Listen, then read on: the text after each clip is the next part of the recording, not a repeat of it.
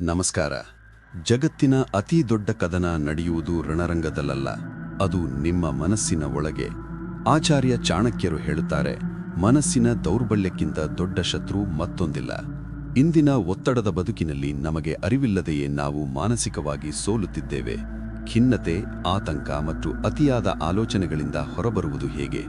ಚಾಣಕ್ಯನ ದೃಷ್ಟಿಯಲ್ಲಿ ಮಾನಸಿಕ ಸ್ವಾಸ್ಥ್ಯ ಎಂದರೆ ಏನು?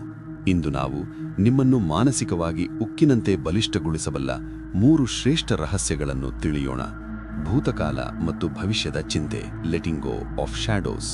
ಚಾಣಕ್ಯರ ಮೊದಲ ಕಟುಸತ್ಯ: ಗತಕಾಲದ ಬಗ್ಗೆ ಪಶ್ಚಾತ್ತಾಪ ಪಡಬೇಡಿ ಮತ್ತು ಭವಿಷ್ಯದ ಬಗ್ಗೆ ಅತಿಯಾಗಿ ಚಿಂತಿಸಬೇಡಿ.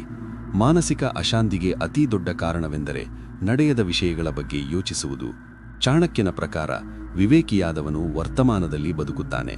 ನೀವು ಭೂತಕಾಲವನ್ನು ಬದಲಿಸಲು ಸಾಧ್ಯವಿಲ್ಲ ಮತ್ತು ಭವಿಷ್ಯ ನಿಮ್ಮ ನಿಯಂತ್ರಣದಲ್ಲಿಲ್ಲ.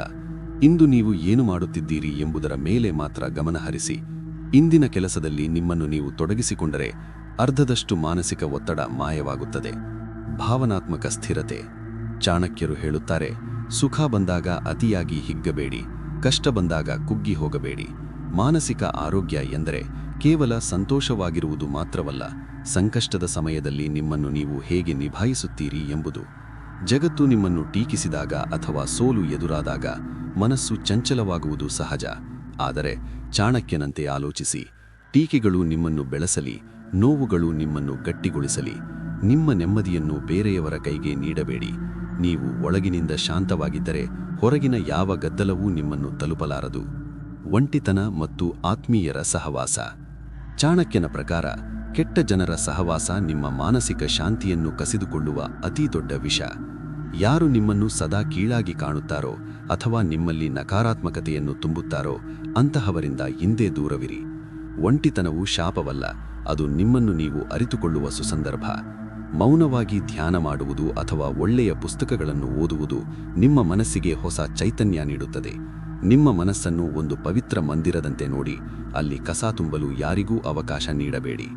ದೇಹಕ್ಕೆ ಗಾಯವಾದರೆ ಮದ್ದಿದೆ, ಆದರೆ ಮನಸ್ಸು ಗಾಯಗೊಂಡರೆ ಮದ್ದು ನಿಮ್ಮ ಬಳಿಯೇ ಇದೆ. ಚಾಣಕ್ಯನ ಈ ಮಾನಸಿಕ ಸೂತ್ರಗಳು ನಿಮಗೆ ಹೊಸ ಆತ್ಮವಿಶ್ವಾಸ ನೀಡಲಿ.